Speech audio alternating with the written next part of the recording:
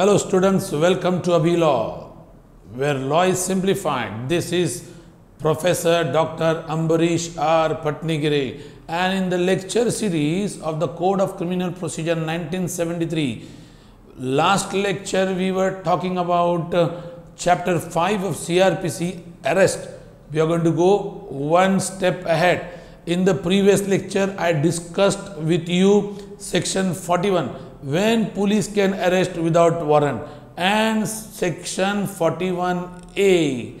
Now we are going to go one step ahead, section 41B, section 41C and section 42. These three sections we are going to study. आइए, जैसे मैंने कहा, एक कहानी को सुनते हैं, इस कहानी से हम ये देखते हैं और तीनों सेक्शन को समझ लेते हैं। ये ऐसी कहानी है कि कुछ दोस्त थे, वो कहीं पिकनिक की ओर चले गए। उस दोस्त में एक बंदा ऐसा था कि उसके डैडी का एक बिजनेस था।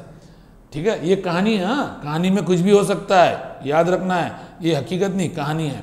तो ये बंदा क्या करता था, उसके डैडी का ऐसा बिजनेस था कि उसके डैडी है ना, गोडाउन में से कार लेके आते थे और बंबई तक पहुंचाते थे। गोडाउन कहाँ पर रहने का, भिवंडी की ओर। गोडाउन कहाँ पर रहने का, वापी गुजरात में। वहां से कार लाकर बंबई में डिलीवरी करते थे। कभी कभी क्या होता था, क्लाइंट डिलीवरी टाइम पर लेता नहीं था, तो ये क्या करते थे, 2 3 दिन गाड़ी रह जाती थी। नई गाड़ी आई तो ये लोग क्या करते थे, उसका टेस्ट ड्राइव लेते थे और घुमाते थे, और क्या करते थे, उसका स्पीडोमीटर की वायर निकाल देते थे ताकि स्पीडोमीटर वैसा का वैसा रहे। पेट्रोल जरूर भरते थे। अब ये दोस्त ने क्या किया, पिकनिक जाने के मूड में एक नई गाड़ी आई थी। उस नई गाड़ी, ये जो गाड़ियां थी ना, उनको पासिंग नहीं थी, पासिंग बाद में हो गया करती थी। तो इन्होंने क्या किया, ये दोस्त ने एक गाड़ी नई आई थी, उस गाड़ी को लिया, सब दोस्तों को बैठे और चले भाई। कहाँ पहुंच गए, अलीबाग। अलीबाग में तो एक सीशोर है, और इस सीशोर पर ये गाड़ी लेकर पहुंचे। सब दोस्त लोग मजाक मार रहे थे। शाम के 5:30 6 बज गए।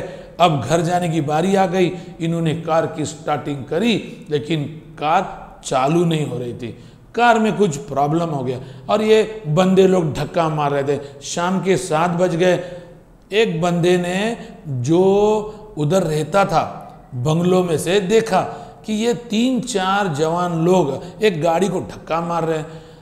7 दिन पहले ऐसी घटना हुई थी कि वहां पर आरडीएक्स उतरा था, और पुलिस ने वहां के जितने लोकल रेजिडेंट्स है जो सीशोर के पास रहते, उनको बताया था कि अगर आपको कोई सस्पिशन वाली घटना दिखी तो इमीडिएटली हमको इत्तला करो।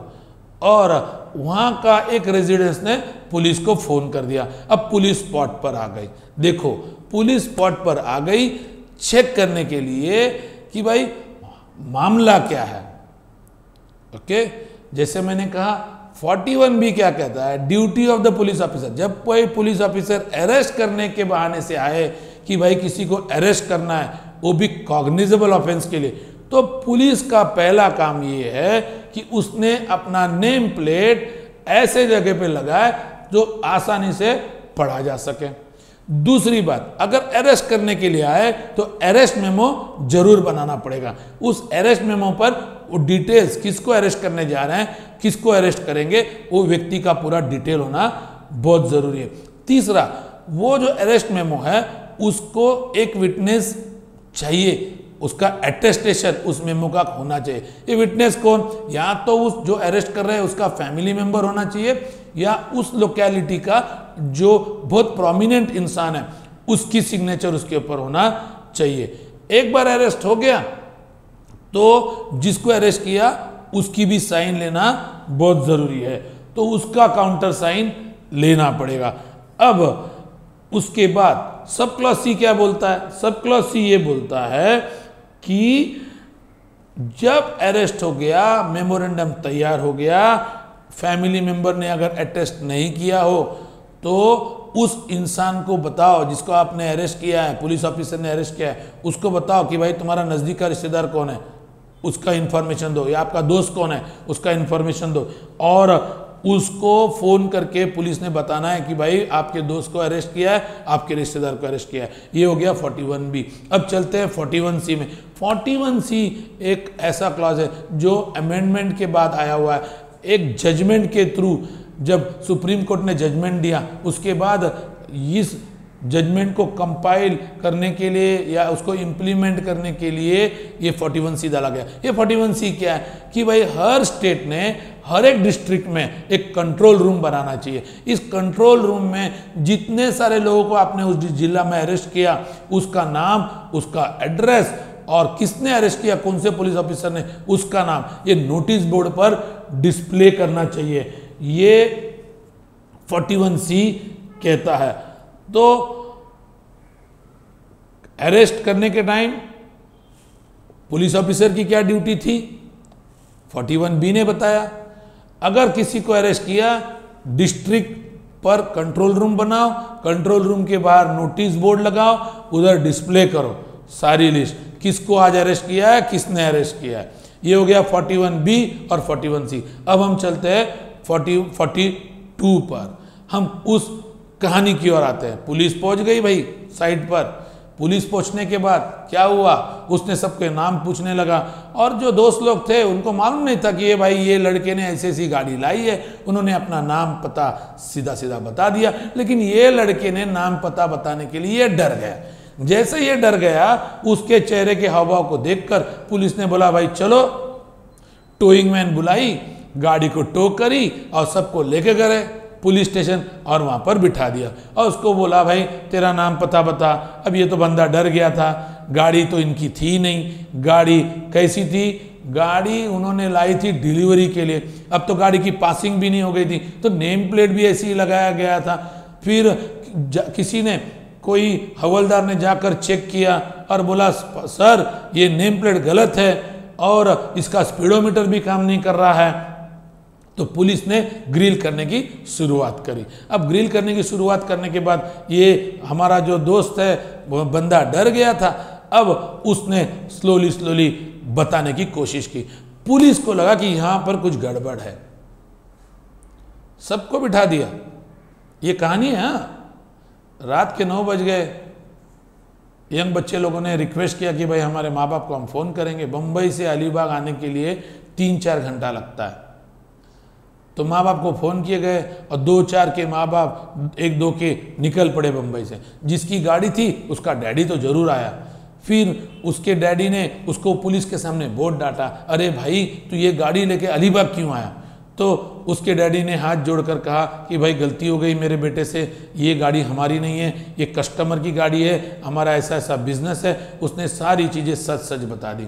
पुलिस ने क्या सोचा कि ठीक है, नौजवान बच्चे हैं, कभी ऑफेंस का रिकॉर्ड नहीं है, कुछ नहीं, काय को इनका एक रिकॉर्ड क्रिएट करना। इसलिए बोले सबको लाइन से खड़ा करो और सबको उठ बैठक करने लगाया और बोले इसके आगे ये करना नहीं। अब ये सारा क्यों किस्सा हो गया, क्योंकि 7 दिन पहले RDX उतरा था।